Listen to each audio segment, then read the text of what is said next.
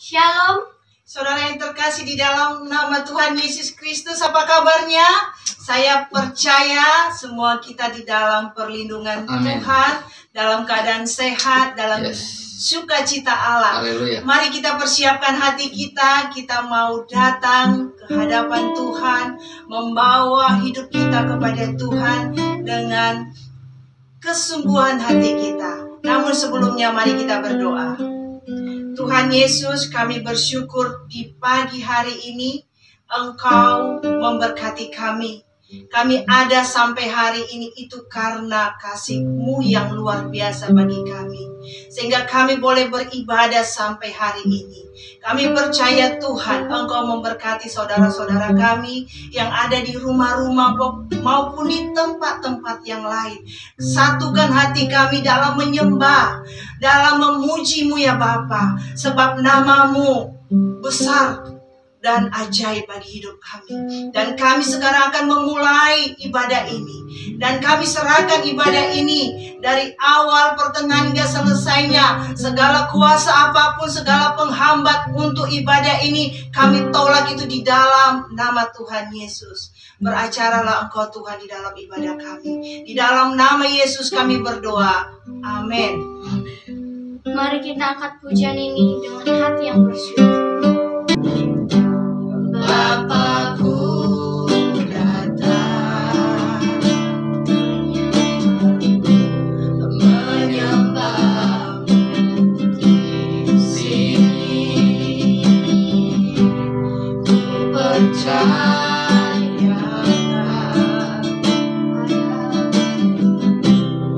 ada bagiku.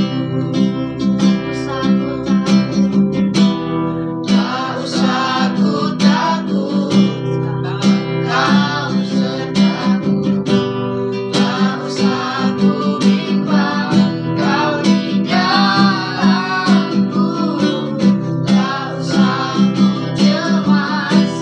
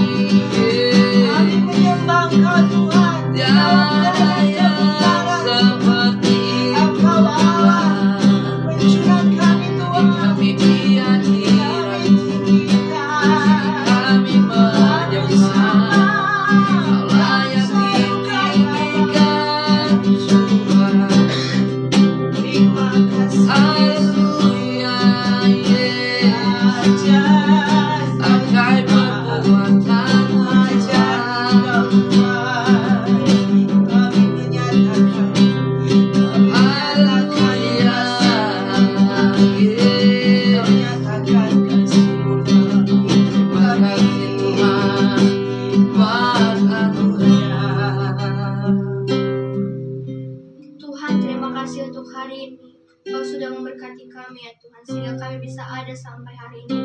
Itu semua karena berkat kemurahan-Mu ya Tuhan. Saat ini kami ingin menaikkan doa-doa kami ya Tuhan. Kami ingin berdoa buat bangsa Indonesia. Kiranya Kau berkati ya Tuhan, agar Kau menjadikan bangsa Indonesia menjadi bangsa yang dikasihi Tuhan, menjadi bangsa yang percaya kepada Tuhan, menjadi bangsa yang takut akan Tuhan. Kiranya Kau berkati agar seluruh masyarakat Indonesia Engkau berkati ya Tuhan. Yang sakit Engkau sembuhkan, yang tidak memiliki pekerjaan Engkau bukakan jalan mereka ya Tuhan. Dan Engkau ampuni mereka ya Tuhan, segala dosa-dosa mereka juga ya Tuhan. Kami ingin berdoa untuk pemimpin kami ya Tuhan, agar memimpin dengan baik ya Tuhan. Dan Engkau berkati juga untuk setiap yang duduk di pemerintahan, agar bekerja dengan jujur dan bertanggung jawab ya Tuhan. Dan Engkau berkati ya Tuhan, saat ini Indonesia sedang dilanda oleh COVID-19. Yang Kau berkati ya Tuhan, agar Engkau hapuskan, tidak ada lagi COVID-19 ya Tuhan. Yang Kau berkati ya Tuhan, agar Engkau tambahkan yang sembuh ya Tuhan, tidak ada lagi yang terinfeksi ya Tuhan. Dan Engkau juga berkati buat negara-negara lainnya ya Tuhan, sehingga tidak ada lagi COVID-19 ini ya Tuhan, semuanya dibasmi ya Tuhan, tidak ada lagi ya Tuhan. Kami juga ingin berdoa buat kota Batam ya Tuhan. Kami ingin berdoa agar Engkau lindungi, tutup bungkus kota Batam ya Tuhan, agar Engkau jauhkan dari segala yang jahat, dijauhkan dari segala virus penyakit ya Tuhan. Kami ingin berdoa agar pemerintahan kota Batam ini memerintah dengan baik dan benar ya Tuhan. Kami berdoa ya Tuhan. Tuhan Yesus, kami membawa doa kami untuk ibadah ini Tuhan. Mari Tuhan terus topang untuk firman Tuhan yang disampaikan oleh hamba. Biarlah firman ini menjadi kekuatan, bahkan menjadi terang dalam hidup kami setiap orang percaya. Sehingga firman-Mu itu dinyatakan bagi setiap hati yang merindukan akan kasih Tuhan. Di dalam keadaan seperti ini, biarlah hati setiap umat-Mu berseru mengangkat tangan dan menyembah Engkaulah pengharapan kami. Lewat firman ini kami semakin dikuatkan, yang lemah dikuatkan, yang sakit disembuhkan, yang berbeban berat Engkau kuatkan, Engkau memberi jalan keluar. Bahkan anak-anak Tuhan yang beribadah saat ini Tuhan, di rumah-rumah, dimanapun mereka berada, biarlah Tuhan belas kasihan-Mu Engkau tunjukkan bagi keluarga-keluarga Kristen, bagi anak-anak Tuhan dimanapun mereka berada, bagi hamba-hamba Tuhan, bagi para penginjil, para misionaris Tuhan. Engkau satukan hati kami dalam waktu ini, menyembah, menyerukan nama Tuhan. Terima kasih Tuhan, berkati anak-anak yang bersekolah, berkatin pemuda, bahkan berkatin teman-teman saudara kami yang menyaksikan ibadah ini sampai selesai. Engkau berkatin Tuhan, beri kekuatan bagi mereka, berikan kasih-Mu yang luar biasa. Apapun yang mereka lakukan, biarlah mereka melakukannya untuk Tuhan, bukan untuk manusia. Kami menyerahkan ibadah ini ke dalam tangan Tuhan, sekalipun dalam masalah apapun yang kami hadapi saat ini. Tapi ketika firman ini disampaikan, biarlah Tuhan kekuatan yang dahsyat yang Kau berikan, kemenangan, pemulihan bagi kami semua, dan kami menjadi pelaku-pelaku firman Tuhan. Inilah doa kami yang kami naikkan di dalam nama Tuhan Yesus, ditutup dengan doa Bapa kami. Bapa kami dalam surga, dikuduskanlah nama-Mu, datanglah kerajaan-Mu, jadilah kehendak-Mu di bumi seperti di surga. Berikanlah kami pada hari ini makanan kami yang secukupnya, dan ampuni kami akan kesalahan kami, seperti kami juga mengampuni orang yang salah kepada kami. Dan jangan membawa kami ke dalam pencobaan, tetapi lepaskanlah kami daripada yang jahat. Karena Engkaulah punya kerajaan, dan kuasa, dan kemuliaan sampai selama-lamanya. Amin. Mari kita tetap menyembah Tuhan, menaikkan pujian bagi Tuhan. Biar lewat pujian ini menjadi ungkapan doa kita kepada Tuhan. Biarlah kuasa yang dahsyat dinyatakan di dalam kehidupan kita sehari-hari. Bapa, ku serahkan semua kekhawatiranku, sebab ku tahu Kau peduli dan mengasihiku. Semua yang ku perlukan di dalam hidupku, kemurahan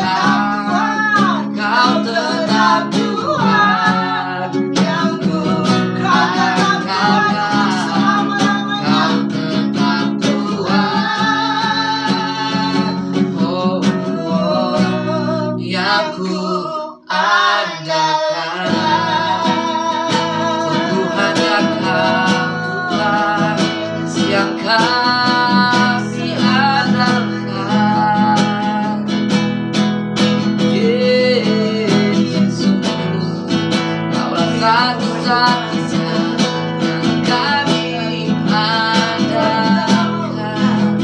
Kaulah segalanya. Ini kami di hadirat-Mu dengan rendah hati datang menyembah-Mu Tuhan. Kau yang layak satu-satunya yang kami andalkan. Kau yang Kami layak tetap terima percaya yang Tuhan Yesus.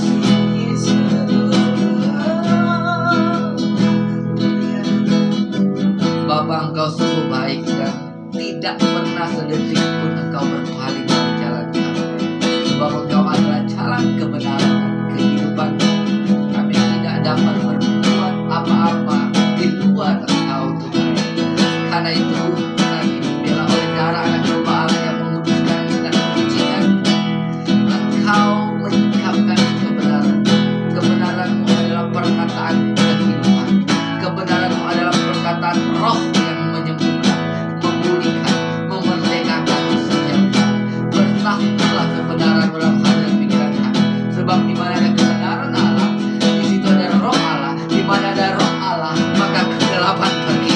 Kuasa Tuhan yang bertahta. Dalam nama Yesus, kami yang di tempat ini maupun setiap pendengar kami dimanapun mereka berada, Engkau jamah dan lawan setiap kami dan jangan ada yang terlewati Tuhan. Kami mau mendengarkan firman Tuhan. Kami membuka hati kami hanya di dalam nama Yesus. Haleluya. Amin. Shalom saudara, apa kabar semuanya? Saya berharap kita semua dalam keadaan baik. Meskipun ada badai, ada gelombang, tapi kita percaya Tuhan kita Tuhan yang baik, selalu bersama-sama dengan kita. Segala sesuatu yang terjadi dalam hidup kita, kata firman Tuhan mendatangkan kebaikan. Amin. Mari kita membuka firman Tuhan hari ini. Kita akan membahas dalam Matius 6 ayat 33. Kristela dan Kristen membacanya. Tetapi carilah dahulu kerajaan Allah dan kebenarannya, maka semuanya itu akan ditambahkan kepadamu. Haleluya. Alkitab berkata tetapi carilah dahulu kerajaan Allah dan kebenarannya. Jadi kata dahulu di sini adalah kata yang Yunani yang diberikan arti proton. Proton itu adalah yang utama, yang terlebih dahulu dari segala kepentingan kita. Kalau kita mempunyai banyak kepentingan atau segala kebutuhan kita dan kita mempunyai daftarnya dari A sampai Z, maka yang paling utama dan yang terdahulu yang harus kita daftarkan yang paling atas adalah kerajaan Allah dan kebenarannya. Tapi kebanyakan orang membalikkan fakta bahwa dia mencari dulu yang lainnya, baru ujung-ujungnya kerajaan Allah dan kebenarannya. Kita tahu manusia menjadi tua, manusia akan kehilangan jabatan, manusia akan kehilangan momentum di mana dia berkuasa karena generasi yang satu datang dan generasi yang lain pergi. Itu tandanya bahwa di dalam keberadaan diri kita sebagai manusia kita terbatas. Di dalam keberadaan diri kita manusia, semua yang kita nikmati di dunia ini, baik jabatan, kekayaan, kesenangan, kebahagiaan, itu sifatnya sementara. Kebahagiaan yang kekal ada di dalam kerajaan sorga. Kebahagiaan yang kekal ada di dalam kebenaran Kristus. Kebahagiaan yang tidak ditentukan oleh keadaan dunia ini. Kebahagiaan yang tidak ditentukan oleh keadaan resesi suatu negara. Kebahagiaan yang tidak ditentukan oleh virus corona. Amin. Jadi segala daftar kepentingan kita harus kita urutkan. Yang pertama dan yang paling utama adalah mencari kebenaran dan kerajaan Allah. Jangan kita menggeser, karena kebiasaan manusia selalu menggeser. Nanti kalau sudah mau pergi, sudah menjadi tua, kehilangan jabatan, baru mencari kebenaran Allah dan kerajaan Allah. Ini adalah sesuatu yang keliru. Ini adalah sesuatu yang salah. Manusia terlalu mencintai dirinya sendiri dan mengurutkan segala kebutuhan dan kepentingan dirinya sendiri yang paling utama. Baru nanti kalau sudah habis-habisan, baru nanti kalau sudah tidak ada kebahagiaan di sana, tidak menemukan kebahagiaan, sukacita, kegembiraan, maka barulah mencari Tuhan. Nah, ini kan sesuatu yang harus kita singkirkan di dalam urutan mencari yang utama. Alkitab sudah memberitahukan kita, proton kita adalah kerajaan Allah dan kebenarannya. Itulah yang pertama. Amin. Dan segala kebutuhan dan kepentingan kita, itulah yang utama. Seorang psikolog yang terkenal, Abraham Maslow, dia memberikan urutan yang paling atas. Pemenuhan kebutuhan manusia adalah pemenuhan kebutuhan tentang Tuhan. Amin. Tentang Tuhan itu adalah kerajaan Allah dan kebenarannya. Nah, karena itu kita akan membahas tentang kerajaan Allah dan kebenarannya. Kata kerajaan Allah di sini dikatakan dalam bahasa Yunani Basilia. Basilia adalah kerajaan di mana kita tunduk dalam satu kerajaan. Kita berada dalam satu wilayah pemerintahan kerajaan itu. Basilia Theos, kerajaan Allah. Berarti kita tunduk dalam suatu pemerintahan dan kekuasaannya Allah. Sementara kebenaran dipakai kata dikaisunai. Artinya adalah seseorang disetujui benar keadaannya oleh Allah. Jadi dikaisunai itu adalah posisi kita di hadapan Allah yang benar. Jadi kebenaran Allah ini, kalau kita bicara tentang kerajaan Allah dan kebenarannya, jadi ini adalah satu hal yang korelasinya sama. Di mana ada kerajaan Allah, di situ ada kebenaran. Nah, kita harus pahami bahwa kebenaran kita adalah kebenaran yang temporer, sering berubah-ubah. Kebenaran manusia sering berubah-ubah. Tetapi ada satu kebenaran yang tidak berubah, adalah kebenaran kerajaan Allah. Dan seluruh kebenaran kerajaan Allah diimplementasikan di dalam Yesus Kristus. Amin. Saudara, manusia hidup zaman waktu Yesus datang ke dunia. Yang manusia kenal ada 3 cara hidup dalam kebenaran.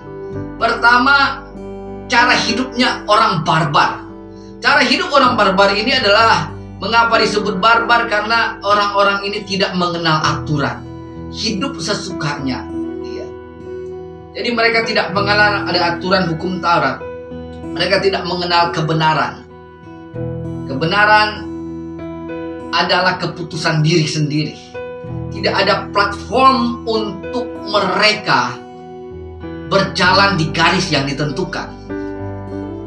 Nah, itu orang barbar. Jadi kita tidak bisa melihat mereka hidup di dalam satu aturan, karena aturan itu adalah dirinya sendiri. Kemudian waktu Tuhan Yesus hidup itu, berkuasalah kerajaan Roma. Kerajaan Roma itu sudah mengenal suatu pemerintahan parlemen.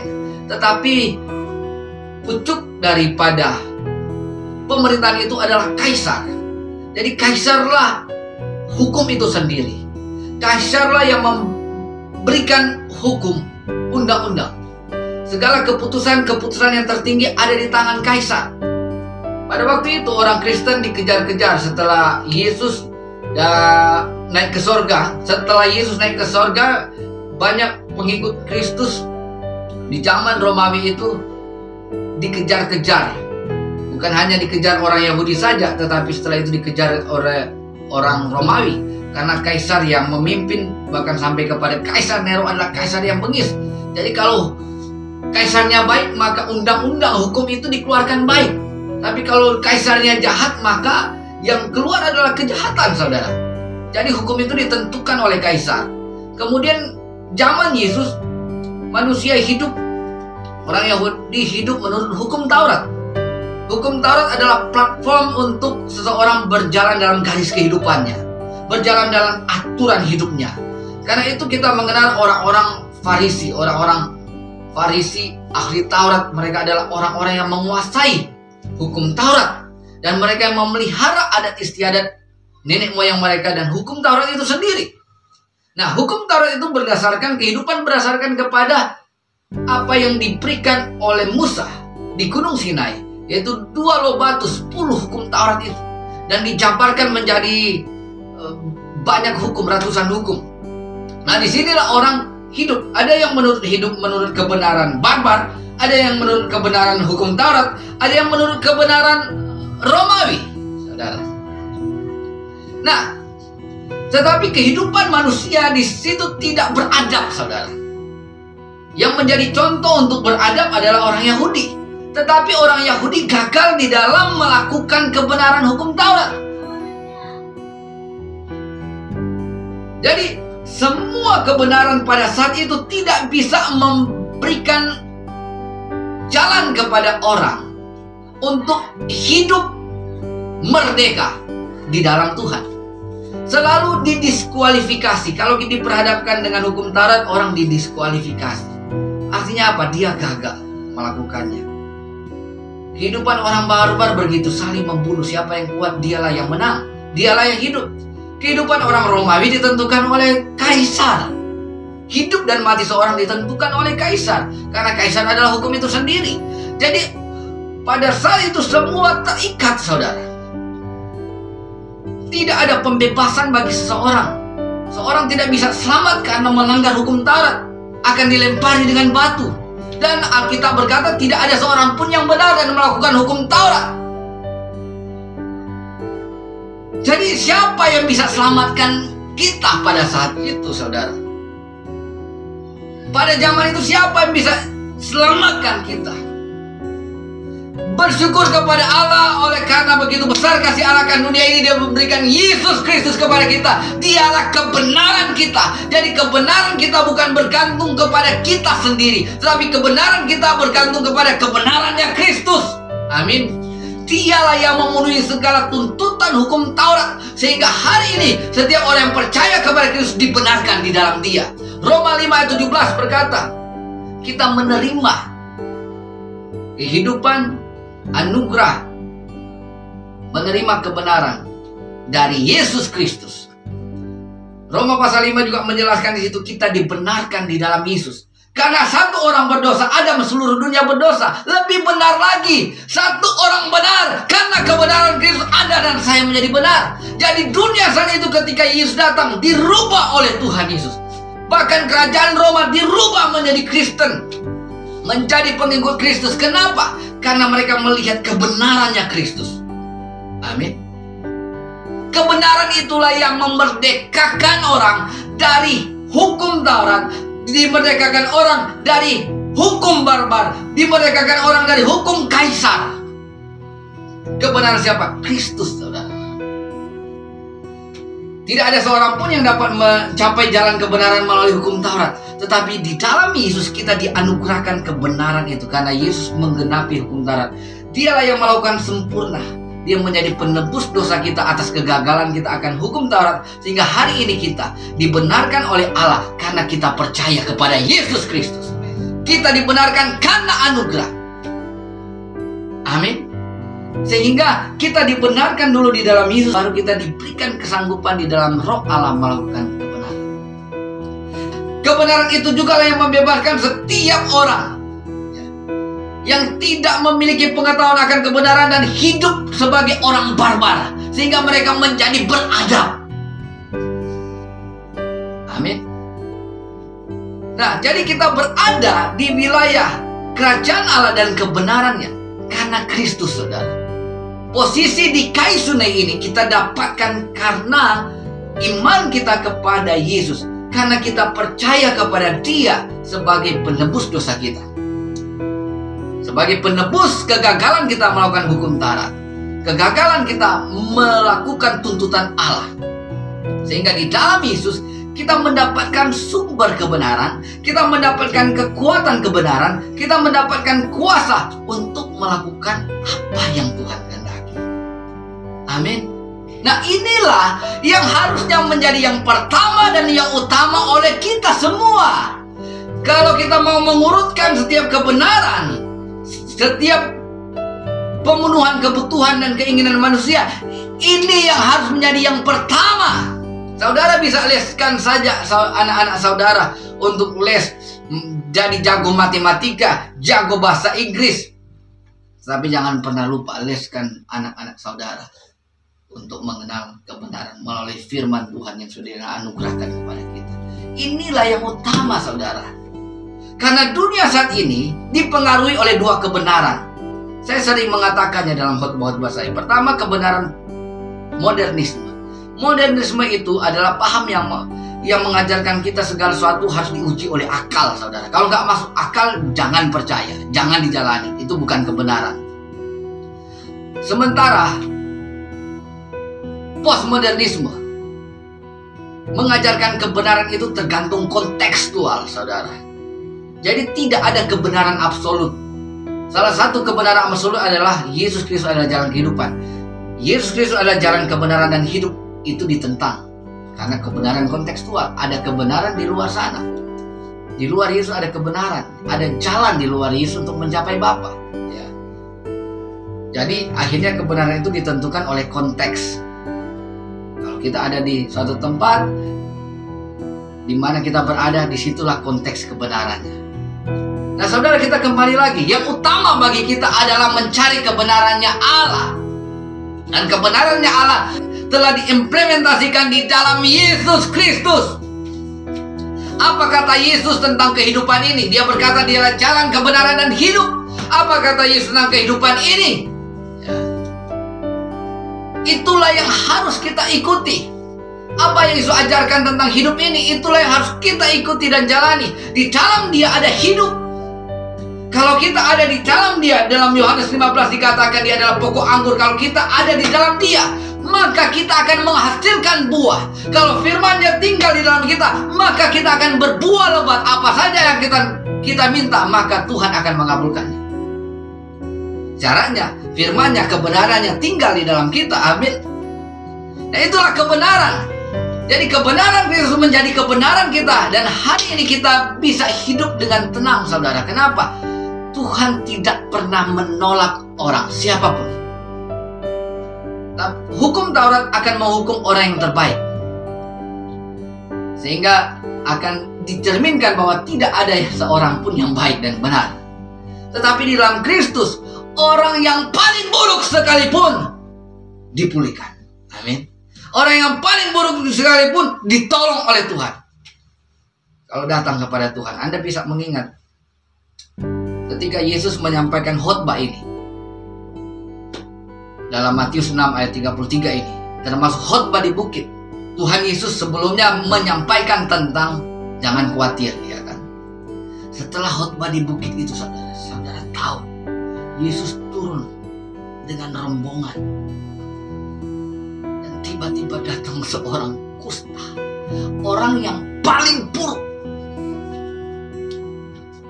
Kusta adalah orang yang paling jijik saat itu, saudara. Tidak ada seorang pun yang bisa mendekati orang kusta. Dan orang kusta itu dilarang untuk mendekati orang yang sehat, saudara. Mungkin dia sudah kehilangan jari-jarinya karena kusta. Dia berada dalam kehidupan yang paling buruk, saudara. Dan dia bersembunyi untuk datang mendekati Yesus supaya saudara dia tidak dihukum mati. Namun saudara, ketika Yesus berkhotbah di bukit, mungkin dia ada di sana. Dia bersembunyi di sana. Dia tidak mungkin ada di keberumunan orang, tapi dia berada jauh karena suara Yesus dibawa oleh angin. Dan dia mendengarkan seluruh pesan khotbah di bukit. Yang dia tangkap adalah Yesus itulah kebenarannya. Amin. Sehingga orang kusta ini, saudara, menurut hukum Taurat, dia harus melakukan persembahan korban untuk penyembuhannya. Tapi mungkin dia sudah lakukan, tapi dia tidak sembuh. Kalau dia tidak sembuh, dia harus diasingkan lagi dan dia lakukan lagi persembahan korban sampai dia sembuh. Kalau belum sembuh, lakukan lagi persembahan korban. Ya. Tapi dia mempunyai keberanian karena dia mendengar khotbah di bukit tentang carilah dahulu kerajaan Allah dan kebenarannya. Wah, saudara. Yang mendekati Yesus dan dia berkata, Tuhan, jika engkau mau, engkau dapat mentahirkan aku. Oh, haleluya. Yesus berkata, aku mau. Ajaib sekali, saudara. Harusnya dia pergi menghadap imam, membawa korban persembahan, baru dia dipulihkan. Tapi dia datang kepada Yesus dengan resiko. Kalau Yesus gak sembuhkan, dia dilemparin dengan batu sampai mati, saudara. Akhirnya Yesus berkata apa? Aku mau. Jadilah engkau tahu. Sebab Yesuslah adalah kebenaran. Dan kebenaran Yesus adalah kebenaran yang penuh kasih karunia. Setiap orang yang mau datang kepada Yesus, yang dicatat oleh firman Tuhan, ditolong ditolong oleh Tuhan. Amin. Setelah itu apa yang terjadi? Dia bertemu dengan perwira dari Kapernaum, hambanya yang terbaring sakit, hampir mati, disembuhkan oleh Yesus tanpa pertemuan. Perwira itu datang, Tuhan, sepatah kata saja engkau sampaikan, maka hambaku sembuh. Dan Tuhan Yesus berkata, jadilah menurut yang kau percayai. Itulah kebenaran Kristus, saudara. Kemudian ada seorang perempuan lagi yang sakit 12 tahun pendarahan. Wah, saudara, 12 tahun pendarahan, semua sudah dihabiskannya. Tapi datang kepada Yesus dengan imannya, asalku jamah ujung jubah Yesus, aku sembuh. Dia telah mendengar tentang Yesus, saudara. Jadi kebenaran Yesus memerdekakan, kebenaran Yesus memulihkan, kebenaran Kristus tidak membuat orang tertendang keluar, tetapi kebenaran Kristus menarik orang untuk dipulihkan, menarik orang untuk dikasihi oleh Bapa dan dipulihkan. Jadi tidak ada kebenaran yang berkuasa di dunia ini selain kebenaran Kristus. Dan itulah yang menjadi fokus hidup kita. Itulah yang harus menjadi yang utama dalam hidup kita, yaitu kebenaran Kristus. Dan ini kabar baik untuk kita semua ya. Di kala dunia berada dalam ketakutan menghadapi corona, kabar baiknya ada kebenaran Kristus yang membebaskan kita dari corona. Amin. Kalau kita percaya segala sesuatu di dunia ini ya, itu hanya sementara, tetapi kebenaran Kristus akan tinggal tetap. Firman Allah akan tinggal tetap. Langit dan bumi akan lenyap, tetapi firman Allah akan tinggal tetap. Kebenaran Kristus akan tinggal tetap. Karena itulah yang menjadi proteksi kita sampai kepada kekekalan. Kebenaran Kristus datang menembus kita. Darah anak domba Allah yang menguduskan kita, itulah yang akan membawa kita untuk hidup kekal selama-lamanya. Amin. Jadi apapun yang menjadi masalahmu hari ini, jangan fokus kepada masalah, kepada segala sesuatu yang terjadi. Apapun yang dunia sampaikan hari ini kepadamu, mungkin kau sudah berusaha dan bangkrut dan segala macam hal dikerjakan, tapi kesulitan, beban-beban hidup semakin berat. Yang pertama yang harus jangan kita lupa dalam hidup ini, selalu mencari kebenaran Kristus. Amin. Selalu mencari kebenaran Kristus. Selalu mengisi hidup kita dengan kebenaran firman-Nya, mempercayai Kristus, merenungkan kebenarannya, memperkatakan kebenarannya, memberitakan kebenarannya. Maka kita akan melihat keajaiban demi keajaiban. Amin. Tidak ada yang tidak dapat ditolong oleh Tuhan. Kalau Alkitab mengatakan kita sudah mencari kebenarannya, kita mendapatkan kebenarannya di dalam Yesus, kita dipenuhi dalam kebenarannya, saudara, maka kita akan melihat keajaiban demi keajaiban. Amin. Keajaiban bukan datang dalam kebenaran kita, keajaiban datang dalam kebenaran Kristus. Kebenaran Kristus akan membuahkan kebenaran kita. Amin. Artinya kita dapat melakukan kebenaran karena kita dibenarkan di dalam Kristus. Amin, saudara. Saya ulangi lagi supaya kita tidak salah mengerti. Kita dapat membuahkan kebenaran kalau kita dibenarkan di dalam Kristus. Saat kita dibenarkan di dalam Kristus, maka Dia memberikan kita kuasa. Dan kita akan dibawa untuk menikmati yang namanya kerajaan Allah. Alkitab berkata, kerajaan Allah adalah kerajaan di mana ada kebenaran, damai sejahtera, dan sukacita. Manusia mencari kebenaran, sukacita, dan damai sejahtera. Tetapi itu tidak dapat ditemukan dimanapun di dunia ini. Itu hanya ditemukan di dalam kebenaran Kristus. Amin. Haleluya. Mari datang kepadanya, biarlah hidup kita dipenuhi dalam kebenarannya. Amin. Mari kita satu dalam doa. Tuhan Yesus, kami bangga memiliki Engkau sebab Engkau adalah kebenaran. Biarlah Engkau menjamah setiap kami, sehingga kami dapat tahu dengan pasti dan memutuskan dengan benar bahwa fokus yang utama dari segala kepentingan kami di dunia ini, dari segala kebutuhan kami di dunia ini adalah kerajaan Allah dan kebenaran Yesus. Terima kasih Tuhan. Ampuni kami kalau selama ini pikiran kami tidak terarah kepada kerajaan Allah dan kebenaran. Kalau selama ini pikiran dan hati kami tertuju kepada keegoisan hidup kami, kepada kepentingan diri kami, kepada kebutuhan kami, itu yang kami kejar dan yang menjadi utama. Tapi hari ini biarlah hati dan pikiran kami berbalik daripada kesalahan ini. Kami seutuhnya percaya kepada kebenaran-Mu dan mengisi hidup kami di dalam kebenaran Kristus. Terima kasih ya Bapa. Jikalau ada yang lemah Engkau kuatkan, yang sakit Engkau sembuhkan di dalam nama Yesus. Dan setiap kami yang punya persoalan dan pergumulan yang besar, biarlah kami melihat Yesus lebih besar dari segala pergumulan itu, menolong, memberikan keajaiban dan pertolongan. Dalam nama Yesus kami berdoa, haleluya, amin. Saudara yang terkasih dalam Tuhan, arahkan hati kita kepada Yesus. Pandanglah kepadanya, percayalah kepada firman-Nya, dan terimalah berkat Tuhan. Sebab Dialah yang berkuasa di bumi di surga. Segala kebenaran telah dianugerahkan di dalam Kristus. Di dalam Kristuslah kita dibenarkan, kita dikuduskan, kita disucikan, kita dibawa masuk menjadi anak Allah. Di dalam Kristuslah tubuh, jiwa, dan roh kita dipelihara sempurna, supaya kita mendapatkan apa yang dijanjikan. Dialah Yesus Kristus telah menghadapkan wajahnya kepada kita, memberi kita kasih karunia, damai sejahtera dan perlindungan dari saat ini sampai selama-lamanya. Haleluya, amin. Terima kasih untuk sudah bersama-sama dengan kami dalam Fellowship Hope in Worship. Dan jangan lupa dukung channel ini, share, like, komen, supaya semakin banyak orang diberkati dan dapat mendengarkan pelayanan ini. Tuhan Yesus memberkati kita semua. Have a blessed Sunday.